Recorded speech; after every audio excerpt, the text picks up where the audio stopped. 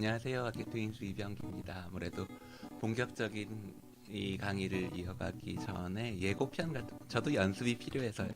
오늘 예고편 한번 찍어보려고. 예고편은 뭐냐면 지난번에 만들었었던 이거 기억하세요? 찌라시 리플릿 이 플릿을 한번 소개해보고 뭐 그러면서 앞으로 우리가 더 해 나갈 이야기가 뭔지 한번 이야기해보려고 합니다. 가우디 건축 세계라고 되어 있는 이 리플릿은 제가 주로 하고 있는 6가지 강의를 다루고 있는데요. 1강은 가우디 본인, 가우디가 쓴 글을 통해서 가우디의 생각이 어떤 것인가 뭐 이런 것에 대한 이야기를 한번 해보려는 시간이고, 두 번째 강의는 가우디의 30대, 이제 돌로 만든 건축을 만들고 있을 때거든요. 그래서 건축물은 단단하고 육중하고 무거울 수밖에 없었던 시절입니다. 그래서 구엘저택, 지금 사진에 나오는 구엘저택 같은 경우는 바깥에서 보기에는 여느 건물과 다름없이 아주 뭐 균형감이 있고 리듬이 아주 정연한 그런 건축물입니다. 하지만 그 안에서 가우디가 돌 건축의 단단함을 벗어나기 위해서 뭐 했었던 여러 가지 시도들이 있거든요. 지금 그 중에 뭐 대표적인 게 이 화면에 지금 나오고 있는 주초는 하나인데 위에서 셋으로 갈라지는 기둥, 뭐 이런 것을 통해서 가우디의 초기 내용들을 한번 살펴보려고 하고요. 두 번째 시간에 그러니까 세 번째 시간이죠. 실은 살펴볼 것은 새로운 시대, 새로운 도시.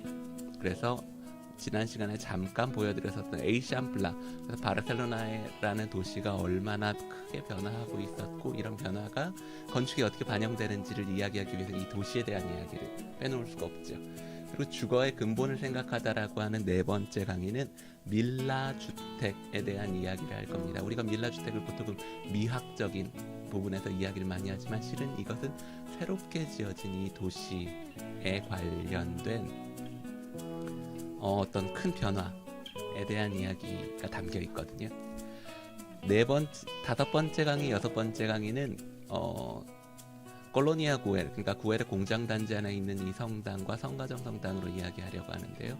다섯 번째 강의는 이 기울어진 기둥들, 나무처럼 보이는 이 기울어진 기둥들이 어디에서부터 시작됐는지, 그리고 가우디가 자신이 좋아했었던 그 지중해 고딕이라는 것을 완성시키기 위해서 고딕의 어떤 점을 받아들이고 어떤 점을 거부하고, 그리고 무엇이 지중해 고딕과 북유럽 고딕의 다른 점인지 뭐 이런 이야기를 한번 이어가 볼까 합니다. 맨 마지막 시간에 하는 것은 안녕하세요 선생님.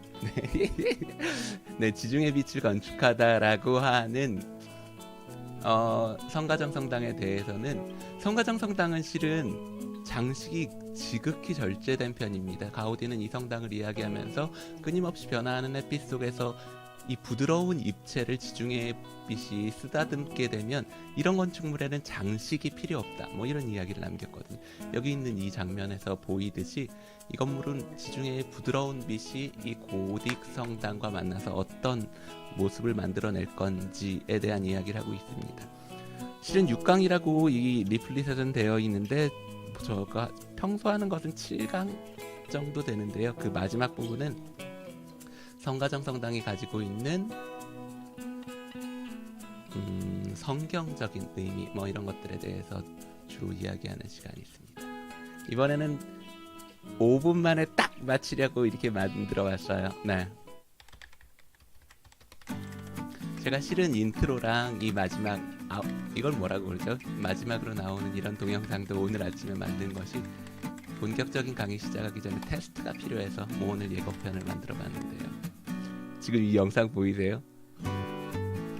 이 영상을 컴퓨터로 만든 게 아니라 내가 진짜로 타이핑한 거거든요. 그랬는데 가선생 뒤에서 오타가 났는데 오타를 고치려고 고쳐서 다시 찍을까 하다가 뭐 그냥 손으로 지워서 다시 써봤습니다. 뭐 제가 가우디에 대해서는 이 정도 3개의 책을 썼고, 혹시 강의는 저 책의 내용을 근거해서 오게 되니까 관심 있는 분들은 제 책을 찾아보시는 것도 좋을 것 같고요. 저 책에 있는 내용을 이제 소개해 드릴 겁니다.